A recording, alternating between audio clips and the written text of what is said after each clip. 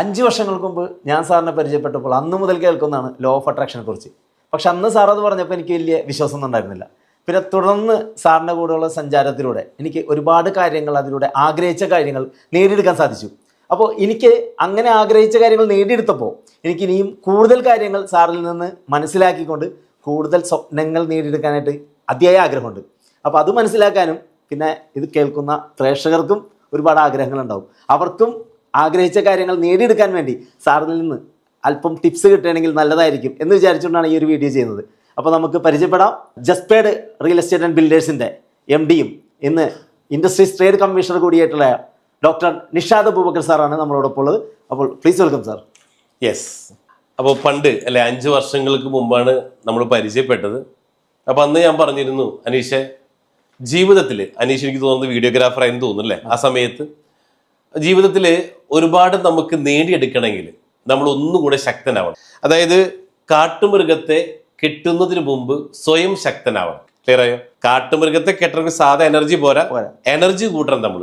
അതേപോലെ തന്നെയാണ് പണം കൂടുതൽ ഉണ്ടാക്കണമെങ്കിൽ എന്ത് വേണം? നമ്മൾ ശക്തനാവണം. ആഗ്രഹങ്ങളില്ലാതെ അല്ലെങ്കിൽ ആഗ്രഹങ്ങൾ നേടിയെടുക്കുന്നതിന് വേണ്ടിയല്ലാതെ പണം ഉണ്ടാക്കുമ്പോൾ അത് മണൽ തീർത്ത കൊട്ടാരം പോലെയാണെന്ന് പറയും. അതായത് ഇപ്പോ അനീഷോട് ഞാൻ അന്ന് പറഞ്ഞിരുന്നു, അനീഷ് ആഗ്രഹങ്ങൾ ചോദിച്ചപ്പോൾ അനീഷ് പറഞ്ഞു എനിക്കൊരു അല്ലെ അന്നെന്തോ ഹുണ്ടായിയുടെ കാറാ, ഏതായിരുന്നു? ഹുണ്ടായുടെ ഒരു കാറായിരുന്നു പരിചയപ്പെടുമ്പോ. അതെ അതെ, ചെറിയൊരു വീട്, ഒരു വീടെന്ന് പറഞ്ഞു, ഒരു വീട്, ചെറിയൊരു കാർ അല്ലേ അന്ന്. പക്ഷെ അതിനുശേഷം അനീഷ് പറഞ്ഞത് എനിക്കൊരു ഹുണ്ടായുടെ വെർണ അല്ല വെന്യൂ അല്ലെ, അത് അനീഷ് സ്വപ്നാണെന്ന് പറഞ്ഞു. അത് നേടിയെടുത്തു. അതിനുശേഷമാണ് അനീഷ് പറഞ്ഞത് അടുത്ത ആഗ്രഹം BMW ആണെന്ന് പറഞ്ഞു. ഇന്ന് വളരെ സന്തോഷം, കാരണം ഇന്ന് അനീഷ് വന്നത് BMW കാറിലാണ് അല്ലെ. അപ്പൊ ഇതൊക്കെ ഈ ലോ ഓഫ് അട്രാക്ഷനിൽ നേടിയെടുത്തതാണ്. അപ്പൊ അനീഷിന്റെ സംശയം ഇനിയും നേടാനുണ്ട്. ഇപ്പൊ ഞാനത് വിശ്വസിക്കുന്നുണ്ട്, പക്ഷെ എനിക്ക് കൂടുതൽ നേടിയെടുക്കണം. അപ്പൊ അതില് സംശയം എന്താണ്? ഇതെങ്ങനെ വർക്ക് ചെയ്യുന്നു അല്ലെ. അതെ അതെ. അപ്പൊ ഇതില് പറയണമെന്ന് വെച്ച് കഴിഞ്ഞാൽ നേരത്തെ പറഞ്ഞു, ആഗ്രഹങ്ങളില്ലാതെ എന്ത് നേടിയെടുത്തോ അതെല്ലാം മണൽ തീർത്ത കൊട്ടാരം പോലെ. അതായത് പറയണത് പണം ഉണ്ടാക്കുമ്പോൾ 3 കാര്യങ്ങളാണ് ശ്രദ്ധിക്കേണ്ടത്. സമ്പത്ത്, അതായത് നമ്മൾ ശാരീരികം, മാനസികം, അതോടൊപ്പം സാമ്പത്തികം, ഈ 3 കാര്യങ്ങൾ ഒരേപോലെ കൊണ്ടുപോകണം. നമ്മൾ ശാരീരികം എന്ന് പറയുമ്പോൾ മിതമായിട്ട് ഭക്ഷണം കഴിക്കുക, അതോടൊപ്പം തന്നെ വെറുതെ ഇരിക്കുന്നത് ഒഴിവാക്കുക. അതോടൊപ്പം തന്നെ പറയുന്നത് മാനസികം, അതായത് കോപം, അതോടൊപ്പം അസൂയ, ഇങ്ങനെയുള്ള ആ ഒരു സംഭവങ്ങളിൽ ഒഴിവാക്കി. പിന്നെ സാമ്പത്തികത്തിൽ മെയിൻ പറയണത് ഏറ്റവും കൂടുതൽ നമ്മുടെ മക്കൾക്കും പഠിപ്പിച്ചു കൊടുക്കേണ്ട കാര്യമാണ്, സമ്പത്ത് ഉണ്ടാക്കുന്നത് പോലെ തന്നെയാണ് അത് സംരക്ഷിക്കേണ്ട ഉത്തരവാദിത്വം. അപ്പൊ അതിന് നമ്മൾ എന്തൊരു സാധനം വാങ്ങിക്കാൻ പോകുമ്പോഴും 3 കാര്യം ശ്രദ്ധിക്കേണ്ടതുണ്ട്. ഒന്ന്, ആ സാധനം വാങ്ങിക്കാൻ വേണ്ടി പോകുമ്പോൾ ഇതെനിക്ക് അനാവശ്യമാണോ, ഇതെനിക്ക് ആവശ്യമാണോ, ഇതെനിക്ക് അത്യാവശ്യമാണോ. ഓക്കെ, ഈ 3 പോയിന്റുകൾ നോക്കിയിട്ട് വേണം വാങ്ങാനായിട്ട് എന്തൊരു സാധനം. അതിൽ അത്യാവശ്യമാണെങ്കിൽ മാത്രമേ വാങ്ങാൻ പാടുള്ളൂ. അപ്പൊ എന്തായി, നമ്മൾ ഉണ്ടാക്കുന്ന പൈസ അത് നല്ല രീതിയിൽ മാനേജ് ചെയ്ത് പോകാൻ പറ്റും. അനാവശ്യമായിട്ട് ചെലവാവില്ല, അത്യാവശ്യമുള്ളത് മാത്രം വാങ്ങാം. അതെ അതെ. അപ്പൊ അനീഷിന്റെ കാര്യത്തിൽ സംഭവിച്ചത്, ഇപ്പൊ ലാസ്റ്റ് വാങ്ങിയ BMW, ഇത് അനീഷ് ആദ്യം വിശ്വസിച്ചില്ല. അപ്പൊ ഇവിടെ പറയണത്, അപ്പൊ അനീഷോട് ഞാൻ എന്താ പറഞ്ഞേ, ഒരു വിഷൻ ബോർഡ് തയ്യാറാക്ക്. ആ വിഷൻ ബോർഡിൽ എന്നും ഇതിനെക്കുറിച്ച് കാണണം, ഈ കാറിനെ കുറിച്ച് കാണുന്നു, ഇതിനെക്കുറിച്ച് കേൾക്കുന്നു, ഇത് മാത്രം അല്ലെ. അപ്പൊ അനീഷ് എന്ത് ചെയ്തു, ഒരു വിഷൻ ബോർഡ് തയ്യാറാക്കുന്നു, അതിൽ ആ BMW കാറ് വരുന്നു. അപ്പോൾ ഇങ്ങനെ സംഭവിച്ചെങ്ങനെയെന്ന് വെച്ചാൽ, നമ്മുടെ എല്ലാവരും ബ്രെയിനിൽ ഒരു RAS സിസ്റ്റം എന്ന് പറഞ്ഞ ഒരു ഇത് വർക്ക് ചെയ്യുന്നുണ്ട്, ന്യൂറോൺസ്. അതില് ഫുൾ ഫോം പറയുവെച്ചാല് റെക്ടിക്കുലർ ആക്ടിവേഷൻ സിസ്റ്റം തന്നെ പറയണത്. ഈ സാധനം ഈ നമ്മുടെ ബ്രെയിനിൽ ഒരുപാട് വയറിങ്ങായി ന്യൂറോൺ കണക്റ്റഡ് ആണ്. ഈ ന്യൂറോൺസ് നമ്മൾ എന്ത് കേൾക്കുന്നു, എന്ത് കാണുന്നു, ഇത് പിടിച്ചെടുക്കുന്നു. ഇത് പിടിച്ചെടുത്ത് കഴിഞ്ഞാൽ പിന്നെ നമ്മൾ അതിനെ കാണുന്നു. ഇതിന്റെ ഭാഷ എന്ന് വെച്ചാൽ ഇമേജസ് ആണ്. അപ്പൊ അനീഷിന്റെ സ്വപ്നം BMW. അനീഷ് എന്ത് ചെയ്തു, ഒരു ഷോറൂമിൽ പോകുന്നു, BMW കാണുന്നു, ഓടിച്ചു നോക്കുന്നു. അപ്പൊ എന്തായി, ഇത് അനീഷിന്റെ RAS സിസ്റ്റം പിടിച്ചെടുത്തു. പിന്നെ പുറത്തിറങ്ങിയാൽ എന്താ അനീഷ് സംഭവിച്ചേ, കാണുന്നതൊക്കെ അതേ കാറാണ്, കാണുന്നതൊക്കെ അതേ വൈറ്റ് BMW അല്ലേ, അതേ കാർ കാണില്ല. അപ്പോൾ അനീഷ് ചിന്തിക്കുക, ഇതിന് മാത്രം BMW റോഡിലുണ്ടായിരുന്നു. തീർച്ചയായിട്ടും. പക്ഷെ എന്താണ്, ഇത് മാത്രമേ നമ്മളെ RAS കാണിച്ചിരുന്നു. ഇതേപോലെയാണ് എല്ലാം ജീവിതത്തിൽ നടപ്പിലാക്കുന്നത്. അപ്പം നമ്മൾ എന്തൊരു കാര്യം ആഗ്രഹിച്ചാലും അതൊക്കെ നേടിയെടുക്കാൻ പറ്റും. അപ്പോൾ ഇപ്പൊ അനീഷ് വന്നേക്കെന്ന് വെച്ചാൽ അനീഷ് ഒരുപാട് ആഗ്രഹങ്ങൾ വേറെ ഉണ്ട്. അതിന്റെ അടുത്ത സ്റ്റെപ്പ് പറയുമ്പോൾ അനീഷ് വന്നിട്ടുള്ളത് അല്ലേ? അല്ല സാറാ പിക്ചറൈസ് ചെയ്യാനൊക്കെ പറഞ്ഞപ്പോൾ ഞാനിങ്ങനെ ആലോചിച്ചു. കാരണം നമ്മൾക്ക് എന്തെങ്കിലും ആഗ്രഹം ഉണ്ടെങ്കിൽ അത് അതിൻ്റെ ഫോട്ടോ എടുത്ത് നമ്മുടെ റൂമിലോ അല്ലെങ്കിൽ നമ്മളെപ്പോഴും കൂടുതൽ ഇരിക്കുന്ന സ്ഥലങ്ങളിലേക്ക് ഒട്ടിക്കുക എന്ന് പറഞ്ഞപ്പോൾ ശരിക്കും ആദ്യം ചിന്തിച്ചത് ഇതിങ്ങനെ ഒട്ടിച്ചുകൊണ്ടൊക്കെ തന്നെ വരുമെന്നാണ്. പക്ഷെ അതെങ്ങനെയോ നമ്മളുടെ അടുത്തേക്ക് അതിനുള്ള ആ സാഹചര്യങ്ങൾ ഒരുക്കി നമ്മുടെ അരികിലേക്ക് വരിക ചെയ്തത്. സാറ് തമാശക്കാണോ എന്നറിയില്ല, ബാത്റൂമിൽ പോലും അത് ഒട്ടിക്കണമെന്ന് പറഞ്ഞു. തമാശക്കാണല്ല, ഞാനത് സീരിയസ് ആയിട്ട് ഏറ്റെടുത്തുകൊണ്ട് അവസാന നിമിഷങ്ങളിൽ അത് ബാത്റൂമിൽ വരെ, അതായത് റൂമിലും വീട്ടിലും വീടിന്റെ ചുറ്റുപാടൊക്കെ മൊബൈൽ ഫോണിന്റെ സ്ക്രീൻ സേവർ വരെ ആക്കി എന്നുള്ളതാണ്. ശരിക്കും അവസാന നിമിഷത്തിലേക്ക് എത്തിയപ്പോൾ അങ്ങനെ വരെ ആക്കി എന്നുള്ളതാണ്. അപ്പൊ അത് തീവ്രമായിട്ട് എൻ്റെ ഉള്ളിൽ അത് എന്തായാലും നേടിയെടുക്കണം എന്നുള്ളൊരു വാശി ഉണ്ടായിരുന്നു. എന്തായാലും അത് സാധിച്ചു. അപ്പൊ അന്ന് അനീഷ് പറഞ്ഞ 3 കാര്യങ്ങൾ ഉണ്ടായിരുന്നു. നമുക്ക് 3 കാര്യത്തിൽ ക്ലാരിറ്റി വേണമെന്ന് പറഞ്ഞിരുന്നു. ഓർമ്മയുണ്ടോ അത്? ഒന്ന് വിഷൻ ക്ലാരിറ്റി. അതായത് നമ്മൾ ഇപ്പൊ എക്സാമ്പിൾ 2026 ഈ 12 മാസം കൊണ്ട് ഞാൻ എന്ത് നേടും? അനീഷ് കഴിഞ്ഞ ദിവസം പറഞ്ഞു അല്ലേ, വലിയ വലിയ ആഗ്രഹങ്ങളുണ്ട്. വിഷൻ ക്ലാരിറ്റി സെറ്റാണ്. ഇനി വിഷൻ ഉണ്ടായാൽ മാത്രം പോരാ അല്ലെ, വിഷൻ ഓക്കെയാണ്. ഈ ലോ ഓഫ് അട്രാക്ഷൻ പ്രവർത്തിക്കണമെങ്കിൽ വിഷൻ വേണം ഒന്ന്. രണ്ടാമതായിട്ട് വേണ്ട കാര്യമാണ് എന്ത്? Strategic clarity. അതായത് ഇതിലേക്ക് എങ്ങനെ ഞാൻ എത്തിപ്പെടും, എങ്ങനെ ഒരു പ്ലാൻ. അപ്പൊ അത് എന്ത് വേണം? അത് നേടിയെടുക്കാനുള്ള വ്യക്തമായിട്ടുള്ള ഒരു റൂട്ട് മാപ്പ് ഉണ്ടാവണം നമ്മുടെ കയ്യിൽ. ഓക്കെ, അപ്പൊ എന്ത് കിട്ടി? ക്ലാരിറ്റി കിട്ടി. 2 സ്ട്രാറ്റജി കിട്ടി അല്ലെ. പിന്നെ മൂന്നാമത്തെ എന്താണ്? ഐഡന്റിറ്റി ക്ലാരിറ്റി അല്ലെ. ഇത് നേടിയെടുക്കാൻ ഞാൻ ആരാവണം? ഇത് നേടിയെടുക്കാൻ ഇപ്പോൾ അനീഷും കൊണ്ട് പറ്റില്ല. അനീഷ് BMW പഠിക്കാൻ ഓക്കെയാണ്, ഡിഫൻഡർ പഠിക്കാൻ ആയിട്ടില്ല അല്ലെ. അപ്പൊ അതിന്റെ ഐഡന്റിറ്റി മാറണം. അപ്പൊ എന്ത് വേണം? നമ്മള് നേരത്തെ പറഞ്ഞ പോലെ കാട്ടുമൃഗത്തെ കെട്ടാൻ ഈ ശക്തി പോരാ. BMW പഠിക്കാനുള്ള ശക്തി ഉണ്ട്, ഡിഫൻഡർ പഠിക്കാൻ ഈ ശക്തി പോരാ. അപ്പൊ എന്ത് ചെയ്യണം? നിരന്തരമായിട്ട് നമ്മൾ ഇതിന് കണ്ടിന്യൂസ് ലേണിംഗ് കണ്ടിട്ടുള്ള ഏക മാർഗം എന്ന് വെച്ചാൽ എങ്ങനെ ഹൗ ടു മേക്ക്. അപ്പൊ ഇപ്പൊ അനീഷിന്റെ എനിക്ക് തോന്നുന്നു നിയറസ്റ്റ് 5 ലക്ഷം മാസം എത്തിയിട്ടുണ്ട്. ഇനി അനീഷിന്റെ പണി എന്താ? എങ്ങനെ 10 ലക്ഷത്തിലേക്ക് എത്തണം. ഇതിനാണല്ലോ നമ്മുടെ മെയിൻ ജോലി അല്ലെ. അത് ആദ്യം പറഞ്ഞല്ലേ, ഒരു ഫോട്ടോഗ്രാഫറിൽ നിന്നും വലിയൊരു യാത്രയാണ് അനീഷ് തുടങ്ങി വെച്ച് അല്ലെ. അന്ന് 5 കൊല്ലം മുമ്പ് ഇങ്ങനെയൊക്കെ വാങ്ങാൻ പറ്റുന്ന വിശ്വസിച്ചിരുന്ന ഒരിക്കലില്ല അല്ലെ. ഇപ്പൊ നമ്മൾ എന്ത് പഠിച്ചു? പണത്തിന് 5 സ്റ്റെയർ കേസ് ഉണ്ട്. ആ സ്റ്റെയർ കേസ് അനീഷ് 2ാമത്തെ സ്റ്റെപ്പിലായിരുന്നു. പക്ഷേ ആ സ്റ്റെപ്പിൽ നിന്നിരുന്നെങ്കിലോ ഇന്നും നമ്മൾ എവിടെ എത്താതെ ഇപ്പോഴും ഓരോ സ്ഥലത്ത് വീഡിയോ എടുക്കുന്നു, കസ്റ്റമർ അവരുടെ ആവശ്യങ്ങൾക്കനുസരിച്ച് കവർ ചെയ്യുന്നു, ലാസ്റ്റ് പണത്തിന് വേണ്ടി പിന്നാലെ നടക്കുന്നു. ശരി, ഇതൊക്കെ അല്ല അവിടെ സംഭവിച്ചുകൊണ്ടിരിക്കണം അല്ലെ. ഇപ്പോഴോ തന്നെയല്ല, ഒരു വ്യത്യാസം വന്നിട്ടില്ലല്ലോ അല്ലെ. അങ്ങനെ പിന്നെ ഓഫ് സീസൺ ആകുമ്പോൾ കട്ടമ്പടം വഴിക്ക് വീട്ടിലിരിക്കുന്നു. ആ അവസ്ഥയെന്ന് മാറിയപ്പോൾ അനീഷ് എവിടെ എത്തി? അനീഷ് സമ്പത്തിന്റെ ആ സ്റ്റെയർ കേസിന്റെ 4ാമത്തെ സ്റ്റെപ്പിൽ നിന്ന് 5ലേക്ക് കടക്കുകയാണ്. 1ാമത്തെ സ്റ്റെപ്പിൽ എന്താ? അവിടെ നമ്മള് സമയം കൊടുത്ത് പൈസ ഉണ്ടാക്കി അല്ലെ. അനീഷ് ഒരുപാട് നാള് ഒരു വെയിറ്റർ ആയിരുന്നു അല്ലെ. തുടക്കത്തില് എവിടെ ഇരുന്നത്? കോഫി ഹൗസിൽ. എത്ര നാള്? 6 വർഷത്തോളം കോഫി ഹൗസിൽ. അതായത് അനീഷിന്റെ സമയം വിറ്റുകൊണ്ട് പൈസ ഉണ്ടാക്കിയാണ്. അതിനുശേഷമാണ് അനീഷ് എന്ത് തോന്നിയത്? എനിക്ക് ഇങ്ങനെ ആയാൽ പോരാ അല്ലെ. അങ്ങനെ ഒരു സർവീസ് വെയിറ്റർ ആയിട്ട് തുടങ്ങി, സെല്ലിംഗ് സർവീസ്. പക്ഷേ അത് കഴിഞ്ഞപ്പോൾ അനീഷ് തോന്നി പോരാ. അങ്ങനെയാണ് സ്വന്തമായിട്ട് എന്ത് ചെയ്തു? ഒരു വീഡിയോ ഫോട്ടോ വീഡിയോയിലേക്ക് കടന്നു. പക്ഷെ അവിടെ വന്നപ്പോൾ എന്താ മനസ്സിലായത്? അവിടെ അനീഷിന് ബ്രാൻഡിങ്ങിന് പറ്റിയില്ല. സ്വന്തം നിലയിൽ അറിയപ്പെടാൻ പറ്റിയില്ല. കാരണം എന്താ? അനീഷിനെ പോലെ ഒരുപാട് പേര് ഈ രംഗത്തുണ്ട്. അവിടുത്തെ കോമ്പറ്റീഷൻ വന്നു.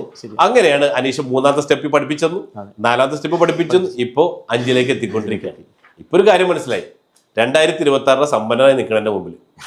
ശരിയല്ലേ? തീർച്ചയായും. അതിനുള്ള റൂട്ട് ക്ലിയർ അല്ലേ? അല്ലേ? കാരണം എന്താണ്? വിഷൻ ക്ലാരിറ്റി ഉണ്ട്, അതോടൊപ്പം തന്നെ സ്ട്രാറ്റജി ക്ലാരിറ്റി ഉണ്ട്, അതോടൊപ്പം തന്നെ ഐഡന്റിറ്റി ക്ലാരിറ്റി ഉണ്ട്. ഇനി എന്ത് ചെയ്താൽ മതി? അതിലൂടെ യാത്ര ചെയ്താൽ മാത്രം മതി. തീർച്ചയായിട്ടും അല്ലേ. അപ്പോ അനീഷ് കഴിഞ്ഞ ദിവസം പറഞ്ഞിരുന്നു, സാറേ കൊടുങ്ങല്ലൂര് സാറ് ജനിച്ചു വളർന്ന നാടല്ലേ. കുറെ പേര് ഇപ്പോഴും സാറിനെ കുറിച്ച് പല രീതിയിലും ഇന്നാണല്ലോ ചോദിക്കും. പറയാറുണ്ട് കൊടുങ്ങല്ലൂരത്തെ ആ ഒരു നിഷാദ് സാറല്ലേ, നിഷാദല്ലേ? അതെ. അതുപോലെ തന്നെ ആ കൊടുങ്ങല്ലൂരൊന്നും വിജയിക്കാൻ പോണില്ല എന്നുള്ള രീതിയിൽ പറഞ്ഞപ്പോ സാറ് കൊടുങ്ങല്ലൂർ തന്നെ ഈ ഒരു ബിസിനസ്സിനെ വിജയിപ്പിച്ചു. അതെങ്ങനെയാണ് ആ ഒരു ഐഡിയ? സ്വന്തം നാട്ടിൽ ഇങ്ങനെ ഇപ്പൊ സാധാരണ പറയാറുണ്ട്. ഇപ്പൊ ദുബായിലൊക്കെ ചിലപ്പോ ചിലവ് പറഞ്ഞേട്ടാ, എനിക്ക് ഈ ദുബായിൽ മാത്രമേ വിലയില്ലാത്തുള്ളൂ, നാട്ടിൽ ചെന്ന പുല്ല് വിലയാണ്. അതേപോലെ തന്നെ സ്വന്തം നാട്ടില് 4 ആള് ബഹുമാനിക്കുന്നത് നിസ്സാര കാര്യമൊന്നുമല്ല. കാരണം എല്ലാവർക്കും അറിയാം, നാട്ടില് അവിടെ ട്രൗസർ ഇട്ടിട്ട് നടന്ന പിള്ളേരല്ലേ. ഇവരിന്ന് ഈ നിലയിൽ എത്തിയെന്ന് പറയുമ്പോൾ ആർക്കും അങ്ങോട്ട് അക്സെപ്റ്റ് ചെയ്യാൻ പറ്റില്ല.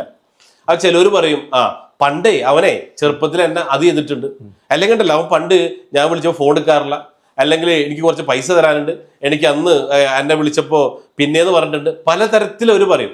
അപ്പൊ ഒരു കാര്യം മനസ്സിലാക്കാനുള്ളത്, ജീവിതത്തിൽ വിജയിച്ച ഏതാളെടുത്ത് നോക്കിയാലും എന്തുണ്ടാവും, ഒരുപാട് അല്ലെ സ്ട്രഗിൾ ചെയ്തിട്ടായിരിക്കും. അല്ലാണ്ട് ഒരാളും ജനിച്ചപ്പോ തന്നെ കോടീശ്വരനായിട്ടല്ല വരേണ്ടത്. അതിന്റെ പിന്നിൽ ഒരുപാട് യാതനകളും വേദനകളും നിറഞ്ഞതാ. കണ്ടു നിൽക്കുന്നവർക്ക് സുഖം പറയാനായിട്ട്. പക്ഷേ ഇങ്ങനെ പറയും, ഗാലറിയിൽ ഇരുന്ന് കൈയടിക്കാൻ എളുപ്പമാണ്, പക്ഷേ ക്രീസിൽ ഇറങ്ങി കളിക്കാനാ പണി അല്ലെ.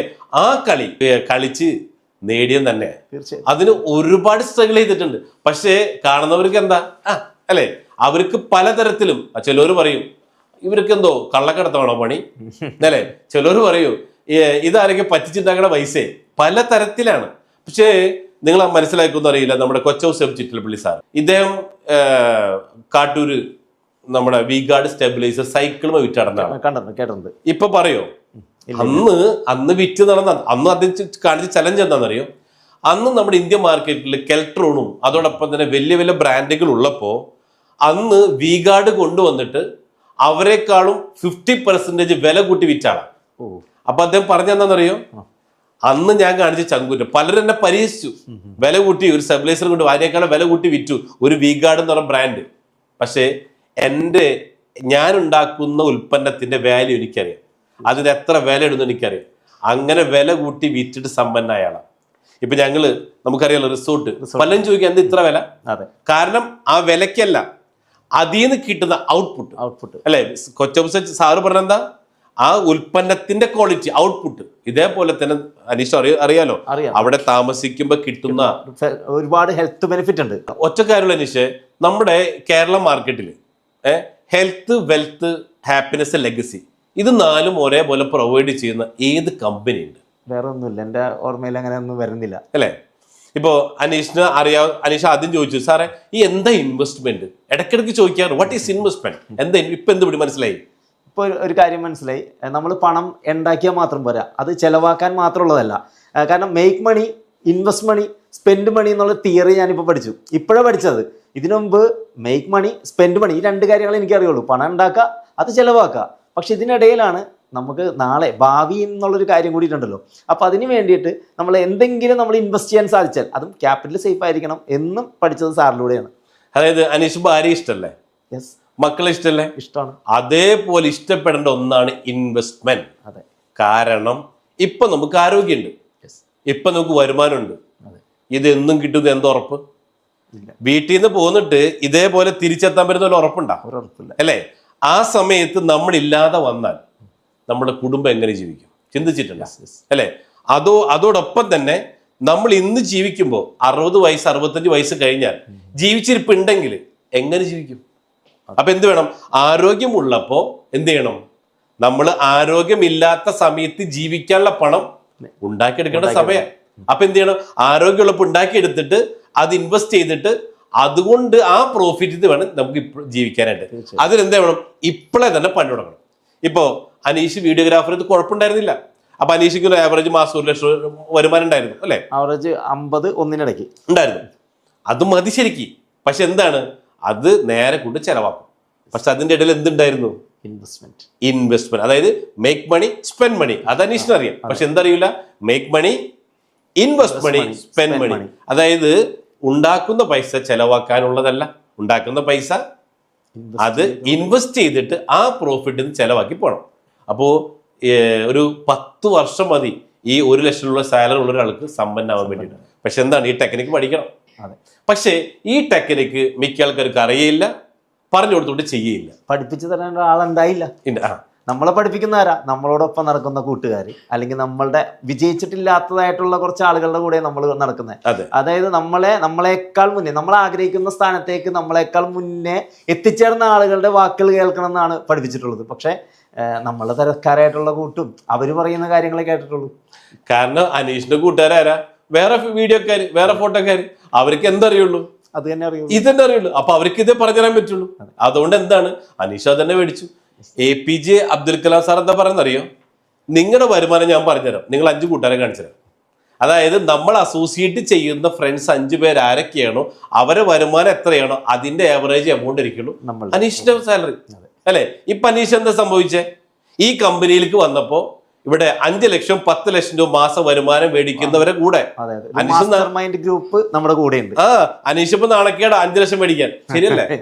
ശരിയല്ലേ? കൂടുതൽ വാങ്ങുന്നവരുണ്ട്. എനിക്കറിയാം 5 ലക്ഷം രൂപ കിട്ടിയിട്ട് അനീഷിന്റെ മുഖം സാറ്റിസ്ഫൈഡ് അല്ല. കാരണം എന്താ?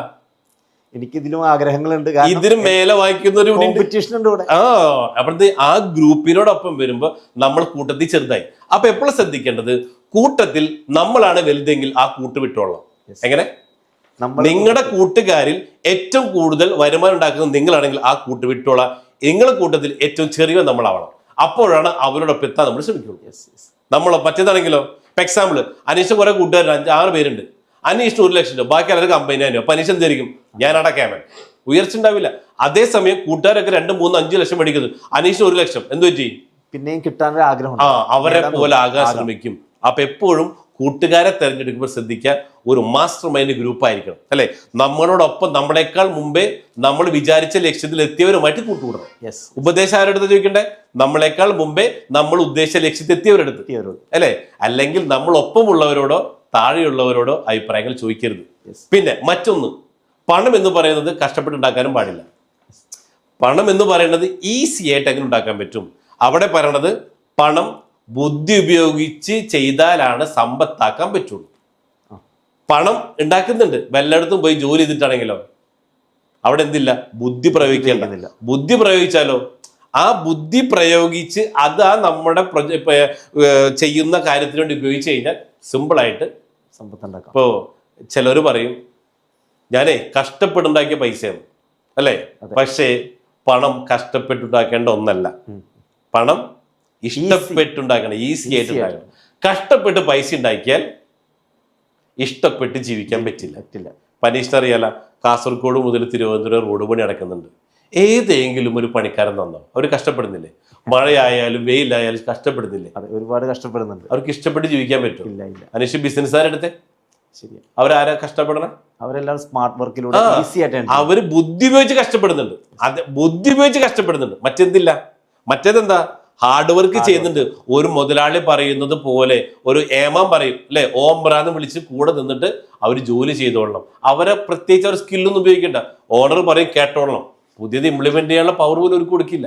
അപ്പൊ അനീഷ് അതിനൊക്കെ വിഭിന്നമായി ചിന്തിച്ചു. ഇന്ന് അല്ലെ വിജയത്തിന്റെ ആ തൊട്ട് 4ാമത്തെ സ്റ്റെപ്പിൽ വന്നിക്കാണ്. ഒറ്റ കൊല്ലം വേണ്ട ആ ഒരു അതിസമ്പന്നതയിലേക്ക് പോകാനായിട്ട് അല്ലെ. അപ്പൊ അത് ഇനിയുള്ള കാര്യങ്ങൾ. അപ്പൊ അനീഷിന് അറിയാം, ഇപ്പൊ 2026 എന്ന് പറയുന്ന വർഷം അല്ലെ, നമ്മളെ സംബന്ധിച്ചിടത്തോളം തന്നെ ഒരു വലിയ ലക്ഷ്യവുമായിട്ട് നമ്മൾ മുന്നോട്ട് പോകണം. നമ്മുടെ റിസോർട്ടുകൾ അല്ലെ, നമ്മൾ 90 പ്ലാൻ ചെയ്ത് തുടങ്ങിയതാണ്. ഇപ്പത്തെ ഏകദേശം എത്രണ്ണായി? 87 വിറ്റ് കഴിഞ്ഞു. വളരെ സന്തോഷം. ഇപ്പൊ നമ്മൾ എന്തായി അതിലൂടെ ഒരു പുതിയ പ്രൊഡക്റ്റോട് കണ്ടുപിടിച്ച് ഇന്ന് അനീഷിന്റെ അറിയാലോ, നമ്മൾ 200 പേർക്കാണ് ഇന്ത്യയിൽ അല്ലെ ജോലി, അതായത് 1 ലക്ഷം രൂപ സാലറിക്ക് ആളുകൾ അപ്പോയിന്റ് ചെയ്യണം അല്ലെ. അപ്പൊ അതിലൂടെ എന്തുണ്ട്? അതിലൂടെ ഒരു വരുമാനം ഉണ്ടാക്കല്ലേ.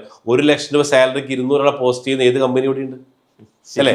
അത് വെരി സിമ്പിൾ ആയിട്ട് കമ്പനിയിലുണ്ടാവും. പക്ഷെ അതിനുള്ള ക്വാളിഫിക്കേഷൻ വേണം അല്ലെ. ഇത് അഭ്യസ്ത വിദ്യരായിട്ടുള്ളവർക്ക് പോലും അല്ലെ നമ്മൾക്ക് എന്ത് ചെയ്യുന്നുണ്ട്? അധികം വിദ്യാഭ്യാസം വേണ്ട വീട്ടമ്മയാണെങ്കിൽ പോലും, അതും റിട്ടയർഡ് ആയിട്ടുള്ള എംപ്ലോയീസിനോട് ഗവൺമെന്റ് ഗോ പറയുമ്പോൾ ഇവിടെ നമ്മൾ എന്ത് ചെയ്യുന്നു? അവരെ അകത്തേക്കാണ് നമ്മൾ ഇങ്ങോട്ട് വിളിക്കുകയാണ്, നമ്മുടെ കൂടെ വരൂ, 1 ലക്ഷം രൂപ സാലറി തരാന്ന്. അത് സാറിന് മാത്രമേ പറ്റുള്ളൂ എന്റെ മനസ്സിൽ. അല്ല, അനീഷിന് അറിയില്ല, 82 വയസ്സുള്ള ആൾ അനീഷിന്റെ കൂടെ വർക്ക് ചെയ്യുന്നില്ലേ അല്ലേ? ഇവിടെ 56 വയസ്സ് കഴിയുമ്പോൾ ഗവൺമെന്റ് പറയും നിങ്ങൾ എക്സ്പയർ ആയി, ഇനി നിങ്ങളെ സേവനം ആവശ്യമില്ല അല്ലെ. അങ്ങനെ പറഞ്ഞ് ഒന്നിനും പറ്റാത്തവർ എത്ര പേര് നമ്മളെ കൂടെയുണ്ട്? എത്ര പേരെ ജീവിതത്തിൽ വെളിച്ചം വീശാൻ പറ്റി അല്ലെ? എത്രയോ സ്ത്രീകൾ 4 ചൂരുകൾക്കിടയിൽ അല്ലെ ജീവിതം ഹോമിച്ചു തീർക്കുന്ന വനിതകൾ ഇന്ന് ലക്ഷങ്ങളിലൂടെ ഉണ്ടാക്കുന്നുണ്ട് അല്ലെ. അപ്പോൾ ഒറ്റ കാര്യമേ ഉള്ളൂ, ഇവിടെ ഇന്നോവേറ്റീവായിട്ട് അല്ലെ എന്ത് പ്രൊജക്റ്റ് കൊണ്ടുവന്നാൽ അതിൽ എങ്ങനെ അല്ലെ ഒരു മാറ്റം കൊണ്ടുവന്നാൽ നമ്മൾ മുന്നോട്ട് പോകുന്നത്. അപ്പൊ ഇവിടെ നമ്മുടെ റിസോർട്ടിന്റെ താമസവുമായി ബന്ധപ്പെട്ടുകൊണ്ടാണ് ഇപ്പോൾ 200 പേർക്ക് ഇന്ത്യയിലും അതോടൊപ്പം 100 പേർക്ക് ദുബായിലും നമ്മൾ തൊഴിൽ നൽകി നമ്മൾ മുന്നോട്ട് പോവാണ്. അപ്പോൾ ഇനിയും കൂടുതലായിട്ടും അനീഷ് ഒരുപാട് വിജയങ്ങൾ ഉണ്ടാവാൻ സാധിക്കട്ടെ എന്ന് ഒരിക്കലും കൂടെ ആശംസിക്കുന്നു. 2026 ഡിസംബറിൽ നമ്മൾ കാണും. അന്ന് അല്ലെ കാട്ടു മൃഗത്തെ കെട്ടിയിടാനുള്ള ശക്തിയുമായിട്ട് പവറുമായിട്ട് ഒരു പുതിയ അനീഷിനെ കാണാൻ സർവശക്തൻ ദേവനെ അനുഗ്രഹിക്കട്ടെ. അതുപോലെ സാറിനും ഇതുപോലുള്ള ഒരുപാട് നല്ല നല്ല പ്രൊജക്റ്റുകൾ കൊണ്ടുവരാനായിട്ട് സർവേശ്വരൻ സാറിനെ അനുഗ്രഹിക്കട്ടെ. ഒരുപാട് കുടുംബങ്ങളിലേക്ക് ലക്ഷക്കണക്കിന് രൂപ വരുമാനം ഉണ്ടാക്കി കൊടുക്കാൻ പറ്റുന്ന ഒരാളായിട്ട് സാറിനെ മാറ്റട്ടെ എന്ന് ഞാനും പ്രാർത്ഥിക്കുന്നു. Thank you.